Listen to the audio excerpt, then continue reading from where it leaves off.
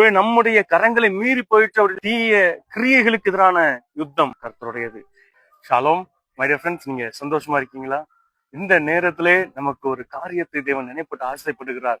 ஏன்னா இன்றைக்கு நம்முடைய சூழ்நிலைகளை பார்க்கும் பொழுது நாம் அதை வெற்றி பெற முடியாது. நம்மை அது மூழ்கடித்து விடும். ஒருவேளை நம்முடைய கரங்களை மீறி போயிட்டு அப்படின்னு சொல்லி நம்ம கலங்கி கொண்டிருக்கிறதா இருக்கிறது.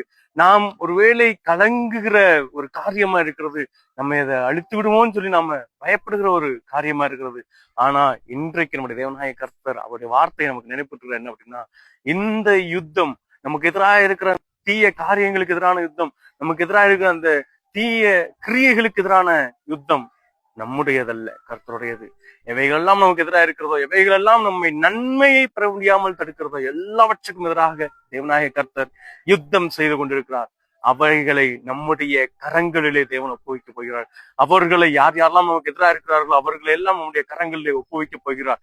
நாம் வெற்றி பெற போகிறோம் என்கிறார். இந்த நாள் அவருடைய வார்த்தையை விசுவாசிக்கிறவர்களாய் அவருடைய சமூகத்துல இருந்து நன்றி செலுத்தி துவங்குவோம், ஜெபம் செய்வோம். அன்பின் தேவன், நம்முடைய வார்த்தைகளுக்காக நன்றி. எங்களை நீங்க வெற்றி பெற வைக்க போறேன்னு சொல்லியிருக்கீங்க அப்பா. யுத்தம் உம்முடையதுன்னு சொல்லியிருக்கீங்க. நீர் தான் வெற்றி பெறவே என்று அப்பா எங்களுக்கு நீங்க நல்லா தெரியும். நீங்க எங்களுடைய நன்மைகளை நாங்கள் பெற, அந்த யுத்தங்களை வென்று நாங்கள் ஜெயிக்க எங்களுக்கு உதவி செய்யுங்க. எங்களுடைய சமூகத்துல அர்ப்பணிக்கிறோம். நீர் பெரிய காரியங்கள் செய்யுங்க. இயேசு கிறிஸ்துவின் நல்ல பிதாவே, ஆமென். God bless you all.